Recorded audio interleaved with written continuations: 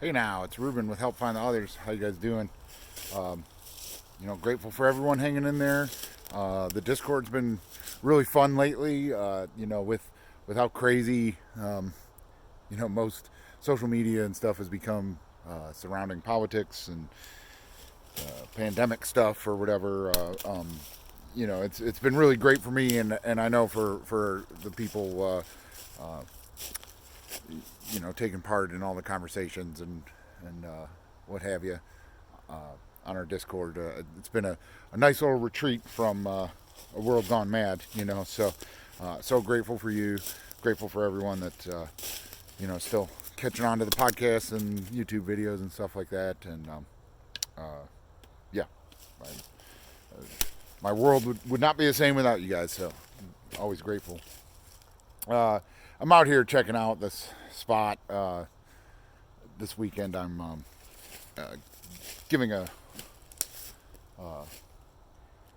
interpretive service project. A group that is interested in doing service projects to involve the Jewish community in my area, to do service projects to help reduce our carbon footprint.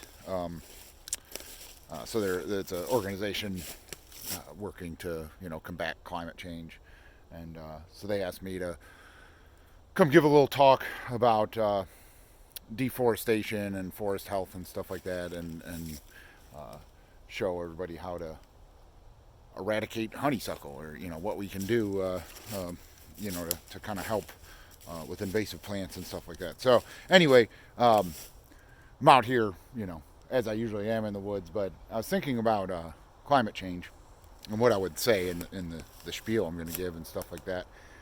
And, obviously I have a lot of knowledge and understanding of what forests do for the carbon cycle and stuff like that. I won't bore you with that now, but my thought process while I'm walking in the woods went to Bitcoin, and the hot topic of if it's good for the environment or bad for the environment or indifferent. So I was like, you know what? I'm gonna make a video about that and label it "Bitcoin fixes this" because that's my favorite Twitter post. Hashtag Bitcoin to help it trend, but then also just fixes this, because I think there's so many areas of our society that Bitcoin is actually going to result in a net positive, for a bunch of different things. One of those being climate change, and I know, I see a lot of people that say, Bitcoin uses up so much electricity, because it does. The Bitcoin network, at one time, and it may even be more now, used the same amount of electricity as like the country of Switzerland or something like that. So it uses a lot of electricity. And so on the surface level, if someone has the logic of the most electricity being used means, bad for the environment, we shouldn't use that much electricity. And it's kind of right. If everybody kept their houses a little colder in the winter and a little warmer in the summer, and didn't or made sure they turned all their lights off and had LED bulbs, and all these things we do to limit our electrical consumption, in theory, means less demand on the system, means that electric companies will stop pumping, burning as much coal and pumping as much carbon into the air. I'm not going to pretend to know enough about, even even though I work for the power company, I won't pretend to know enough about energy production and the economy of that, to say if that's really an achievable goal by just us, normal people. Um, I think that the real way to reduce energy consumption is through industry and having green, sustainable businesses and stuff like that. But to say that Bitcoin adds to that, like if Bitcoin died tomorrow and that energy usage just the same as Sweden, would that result in every power plant in the world, going, oh, we can turn it down, boys. The Bitcoin's dead. No, I don't think that's the case. But again, I'm not going to pretend to know that's how that industry works behind the scenes. But what I will say is that Bitcoin, while it uses electricity, I believe it to actually be, and I mean, there's several podcasts and stuff I've listened to of people with actual data, to back this up that I don't remember, but still, there is data to show that Bitcoin is actually monetizing excess energy that the electric grid would produce anyway, and that the Bitcoin mining power and the amount of electricity it is using and the difficulty goes up with it doesn't cause an increase in energy production. It rises with the increased energy that is put out there. So I mean, you got to think outside of someone having a miner in their house, a Bitcoin miner that's just using electricity and probably doesn't make them enough Bitcoin to even make it worth it. That's why mines are put in countries that have cheaper power, usually due to renewable energy. Mines are increasingly starting to use solar, wind, hydrothermal, all these other renewable like earth energies. That's where big Bitcoin mines are gravitating towards, especially as the price of Bitcoin goes up. And so this is another reason that like the price of Bitcoin kind of inherently will go up anyway because of the deflationary nature of it. But it is going to be a financial incentive to expand renewable energies, to make it profitable to have a mine. There's no other way really other than government subsidies and tax breaks and stuff like that to incentivize a switch away from carbon, fossil fuel burning for energy to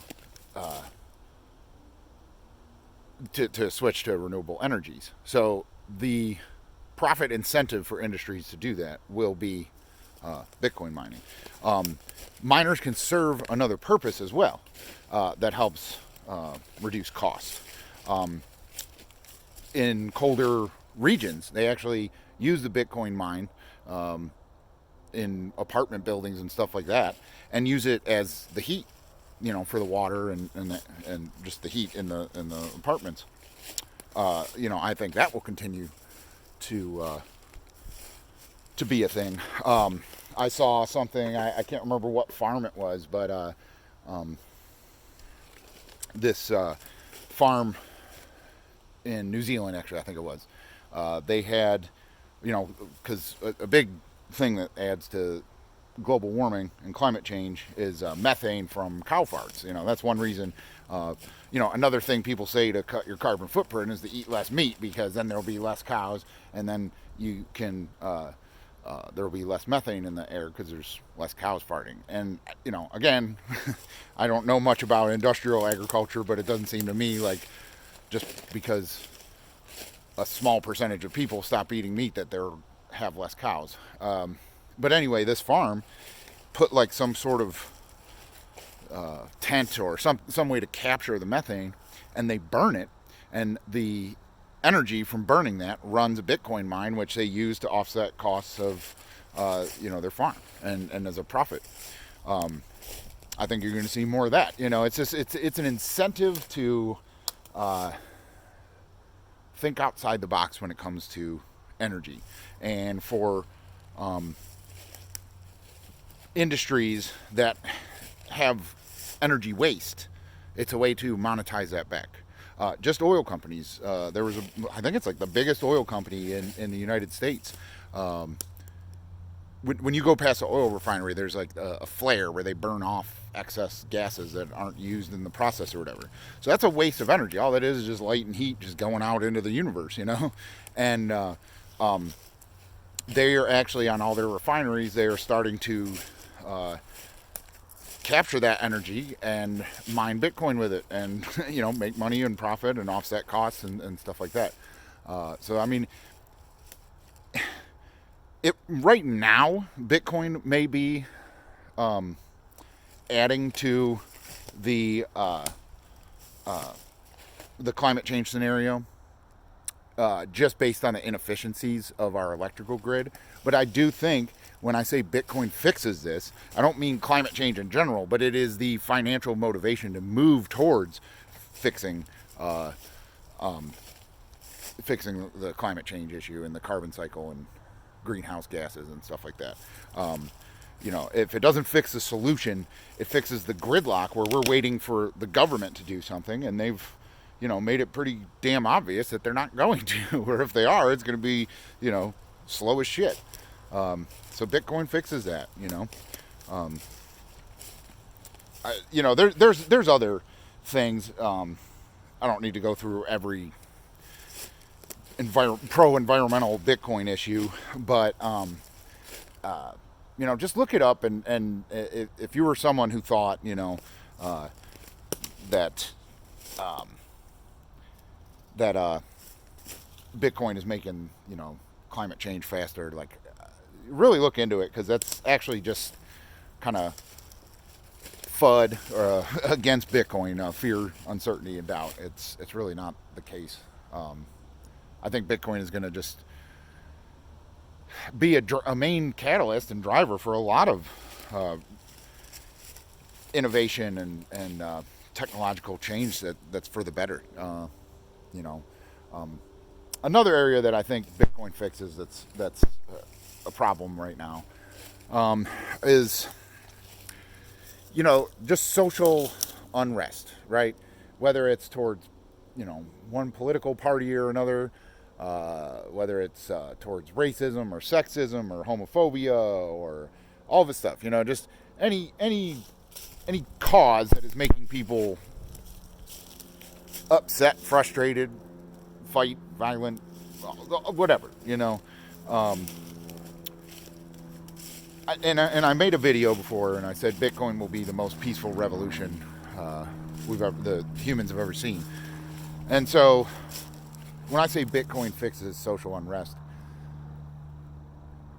it's because, and it may be redundant from that other video, and sorry if it is, but it's an important point that deserves rehashing anyway.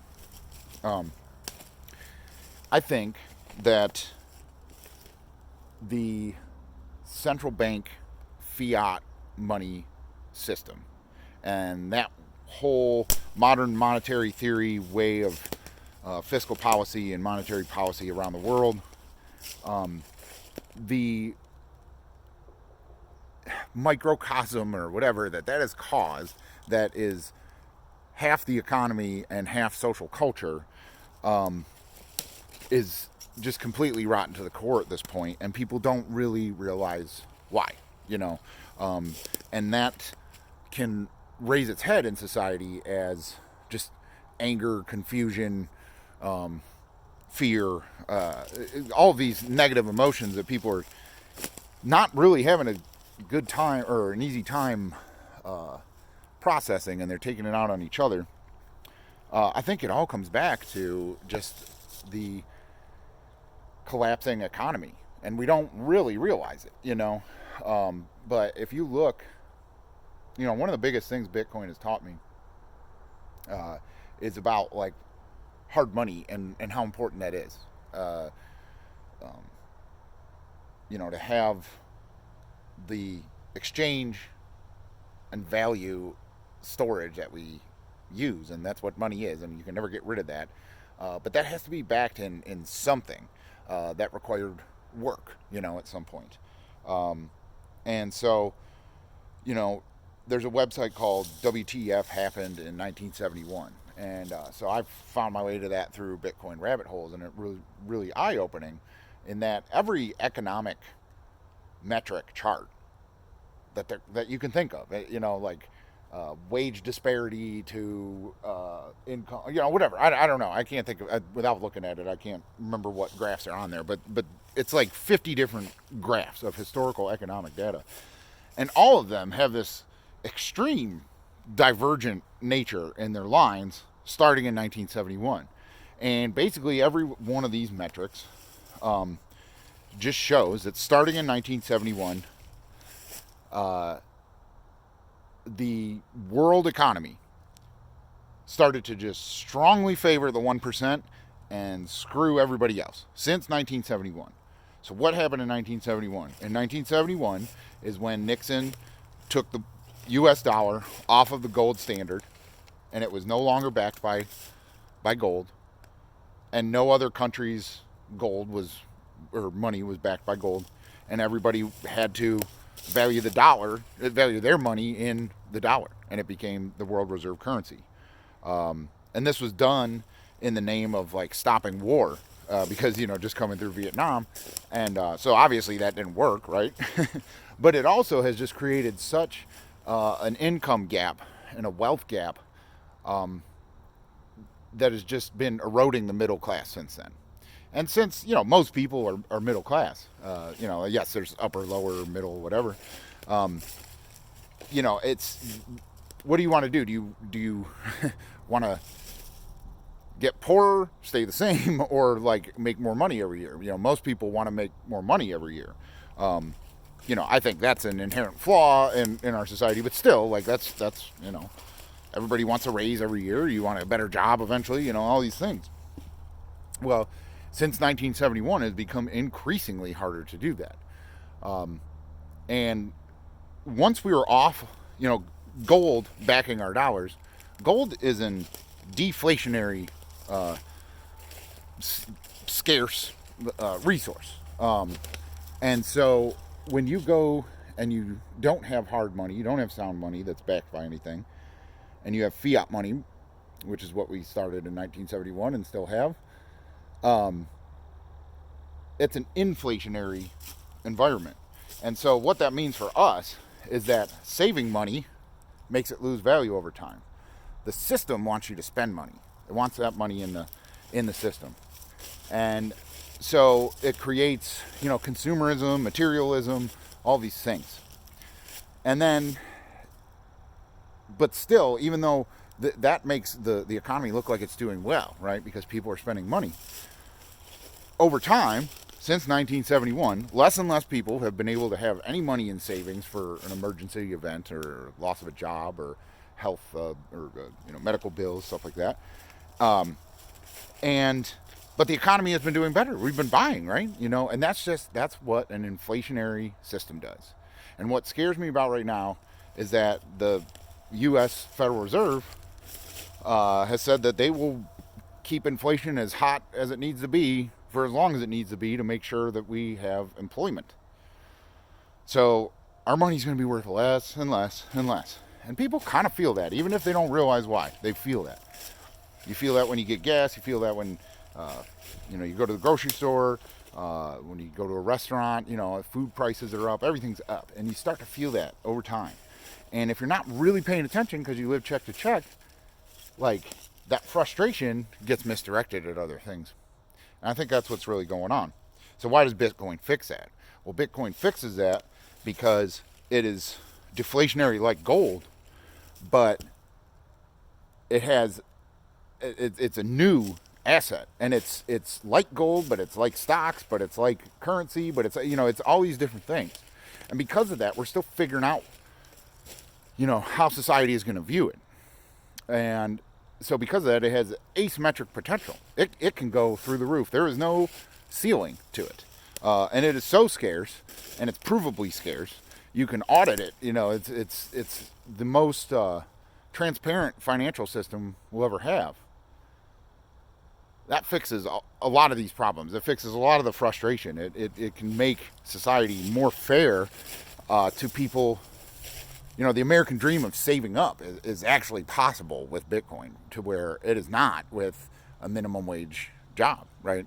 And that's the number one thing, that if someone is complaining about not having money to retire, or to be have everything they want and take care of all their needs, the number one response from people that do have stuff is like, well, you need to save up. And so it's a catch-22, because you're just stuck in the system, you're stuck in the loop. So Bitcoin's that parachute. The dude I like following, Raul Pal, says it's the life raft. It really is. And it doesn't fix it for everybody. It fixes it for the people that are like, I need a way out of this craziness and this nonsense, and I want to, feel like I'm independent over my life, and that I'm in control of where this thing's going. And Bitcoin does that. It fixes that part of what's going on in our society right now. I'm not saying it'll stop riots and stuff like that, but it has the potential to, if people would let it, I guess. But it's a way out for people that are truly woke right now. Not woke culture, but people that are waking up to, like, wait a minute, like, kind of money is the tie that binds, and all this shenanigans going on in the world right now. And the money's pretty fucked up, and they start looking at what money is, start learning what macroeconomics are, and they'll find out Bitcoin fixes this. I hope that wasn't too boring. I guess I should have talked about trees and stuff, since I'm trying to figure out that spiel for this weekend, but that would probably be even more boring for most people. So sorry to rant about Bitcoin, but I do think it's one of the most important things going on in the world right now. And it will be, it's weird, because one of the things that's special about it is, like, and for the Bitcoin community, is like being some of the only people that know about it, or whatever, being this small little group of the world that knows what's going on. And it'll be sad to see that kind of aspect leave the Bitcoin community, of like, oh man, like, everybody's catching on. But at the same, I want to help people. It's just like when I talk about psychedelics and stuff like this, like, it's not like, oh man, cool, look at me. It's like, I'm being like, yo, if you vibe with what I talk about and the way I look at things, this is what you need to do to kind of get towards your goals of life. And Bitcoin's just one of those. Like, I hope I don't come across as like a, some of your random YouTube shills that's like, 10x your life, bro, and Lambos and all that. Like, I definitely, I think most people, we're past the point now where most people don't have enough money to, like, get insanely rich, but there is no better, if you've come to the conclusion that you need to invest your money that you have, if you have extra money, that is, that you need to, let your money do the work for you, Bitcoin's the best option for that right now, probably in our lifetime. And who knows, if stuff goes super crazy, then maybe, everybody has a chance to get rich with it. But I think that's a less likely scenario for a lot of people. So, that's really why I'm preaching it, is there's no better way to save your money right now. But all right, done rambling. Hope everyone's doing all right, hanging in there. I think Stan and I are going to do a live stream the day before the election. I'm going to post this tonight. I think it's Friday. And then, so Monday, Stan and I are going to have a election primer. I'm really looking forward to not talking about politics, but who knows if that'll ever happen, right? But yeah, definitely check out the live stream on Monday night, and have a good weekend, guys. See ya.